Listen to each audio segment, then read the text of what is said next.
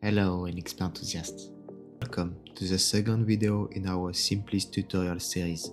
Throughout this series, we are guiding you step by step on how to use our SIMPLIS model file to assess the stability and transient performance of your converter.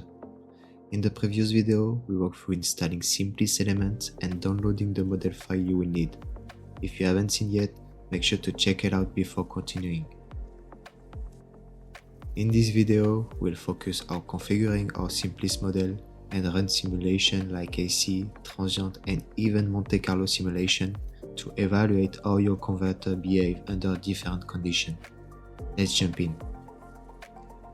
The SIMPLIS model schematic include the encrypted DC-DC converter model configured using the OTP setting from the configuration file, the external components with value defined in the configuration file, and simulation blocks that enable execution and allow you to plot output signal.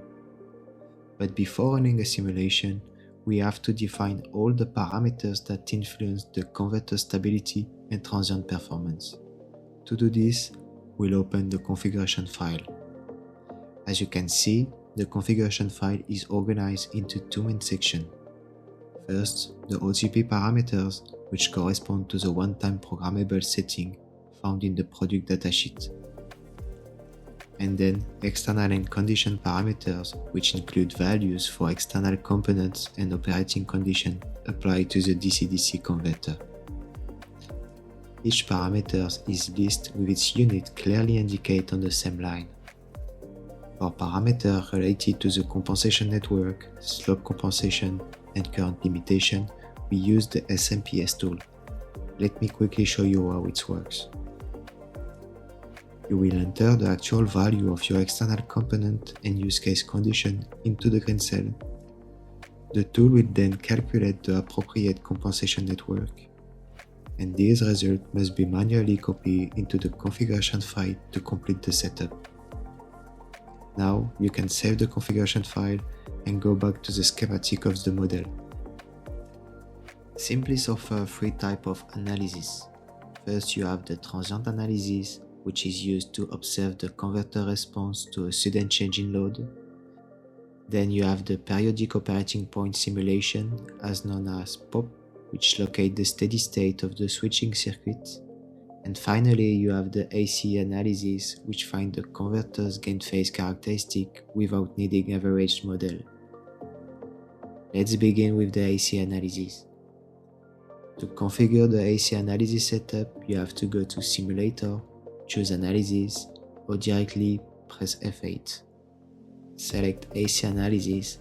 Note that POP simulation will be automatically enabled as the converter must be in steady state before performing AC analysis. Then, in the AC tab, set the sweep parameters such as the start and stop frequency and the number of points per decade. Click OK or hit the Run button. Once the simulation is complete, a plot window appears. You will find key stability metrics such as the bandwidth, the phase margin, and the gain margin in the bottom right corner. Now we want to perform a transient analysis. But before running any simulation, we must configure the PWL current source for load variation. This PWL current source can be placed in parallel with the load resistor or use it in standalone. To use it in standalone, you must disable the output resistor. To do so, select it, right-click, and choose Disable Selected. It will appear grayed out with a cross. To re-enable this element, repeat the process and click Enable Selected. Then, double-click on the PWL current source to configure it. In this example, we will apply a transient load from 0.8 to 2 ohm. And now you can configure your transient analysis. Go to Simulator, choose Analysis, or press directly F8. Select Transient in the Analysis option. It's also recommended to enable POP simulation to ensure the converter starts from steady state. In the Transient tab, you can set the stop time, the data save start time, and the number of plot points, or use default value by checking the default boxes. Now you can click Run Schematic to start the simulation. Once complete, a result window will appear showing all monitor signal.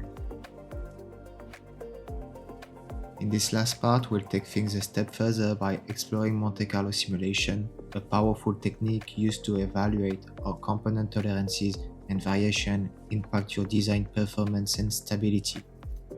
We'll show you how to define tolerances, configure the simulation, and interpret the statistical result to ensure your design is robust under real-world conditions.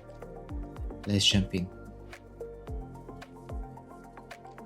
The sequence starts with tuning the tolerances of the external component linked to your converter.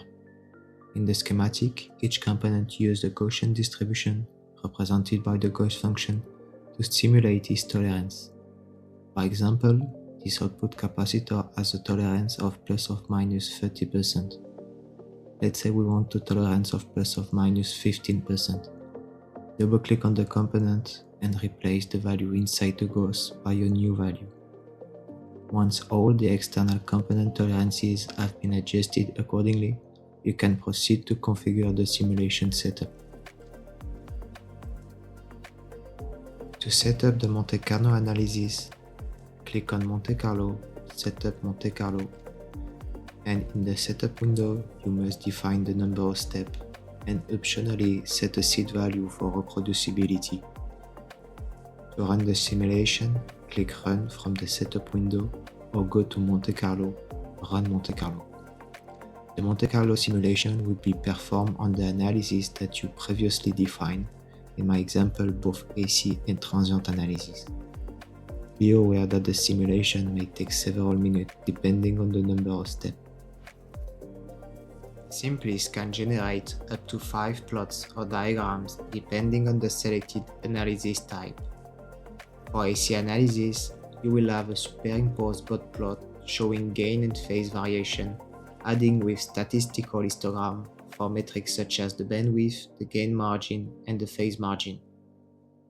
For transient analysis, you will have an overlay waveform showing output behavior across variation.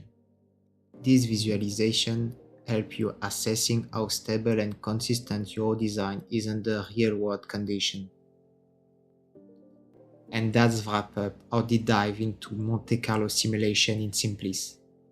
You've now seen how to evaluate the impact of component tolerances and variation on your design performance and stability, an essential step in building a robust real-world system. Thanks for watching. See you in the next one.